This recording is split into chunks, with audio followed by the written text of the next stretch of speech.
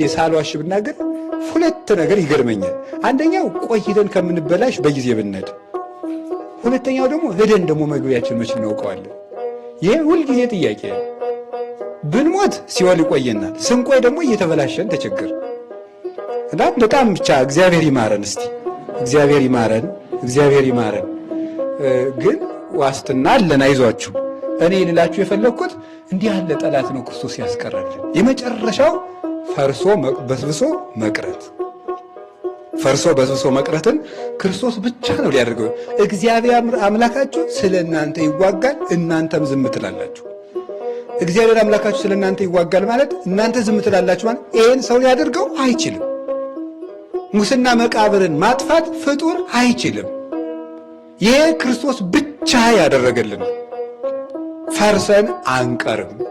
ዋይ ሸሽ ተበላሽ እያላችሁ አታልቁ ይችላሉ አባቶቻችን ሲተረጉ። ሰው ሲመጡ ኧረ እኔ አፍሬ ነው የምቀበር። በእርግጥ ውሸት ነው። አሁን ብንለቀው ብዙ ሰው እኮ አይገባም። ውሸቱን ነው እኮ የሚቀልደው። እንደው መቼም እኔ ልኮነን እኮ ነው እንጂ የሰው ልብ ደግሞ መረመርክ እንዳትሉ እንጂ ማለት እኔ ስለማልገባ ነው።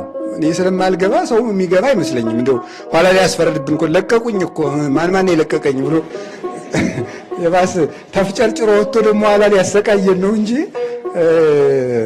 እኔስ ወደ መቃብሩ ስገባ ዝም ብሎ የለቀቁኝ እነማን ናቸው? አይታችኋል? ዲል ነው እንጂ አሁን ሊገባ ነው። አይገባም እኮ ውሸቱን ነው። ግን የሆነው ሆኖ ምናልባት ወደ መቃብር ስትሄዱ ሽታ ሊኖር ይችላል፣ አላሳልፍ ልጅ ይችላል ለ3 ለ4 ቀን። ግን አይዟችሁ፣ ያ ምን መሰላችሁ? ታድሶ ወደ ክርስቶስ የሚነሳ ነው። ፈርሶ የሚቀር የለም። አውሬ ቢቆረጠው እንኳን ተለቅማ ትመጣለች፣ በክርስቶስ ደም ከብራለችና።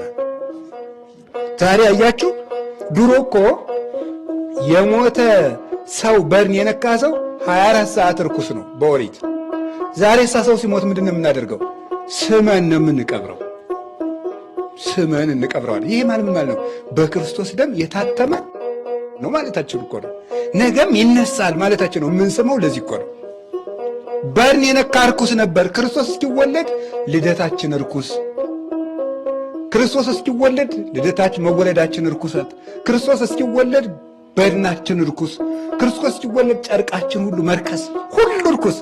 መድኃኔ ዓለም ከመጣ ወዲህ ግን እንግዲህ ለመተነስተ ማይደርነ ዘበምድር ብነ ህንፃ በውስተ ሰማያት ዘይገብሩ እደ ሰብእ። በምድር ያለው ቤታችን ቢፈርስ እንኳን በሰማይ የሰው እጅ ያልሰራው ቤት አለ። ሁለተኛ ቆሮንቶስ ምዕራፍ 5 ቁጥር 7። በምድር ያለው ቤታችን ቢፈርስ ማለት ይሄ የሚታየው አካላችን ይፈርሳል፣ ነገር ግን ታድሶ ይዘራ በሐሳር ወይ ተነሳ በክብር። በሐሳር ይዘራል ማለት ይሞታል፣ ይፈርሳል፣ ይበሰብሳል፣ ይለወጣል፣ ነገ ከብሮ ይነሳል። ዛሬ እግዚአብሔር ኢየሱስ ክርስቶስ በዕለተ እሑድ የሰውን አካል አከበረ፣ ፈርሰን እንዳንቀር አደረገን። ይሄንን ያደረገልን የትንሣኤያችን በኩር የምንለው ኢየሱስ ክርስቶስ ለዚህ ነው። ስለዚህ እግዚአብሔር ያደረገልንን እንወቅ ማለት አሁን ከትናንት አወጣን፣ ለነገ ደግሞ እነዚህ 4 ነገሮች አስረው እንዳይዙን መንገድ ከፍቶልን ሄደ። በመንገዱ ለመሄድ ያብቃን።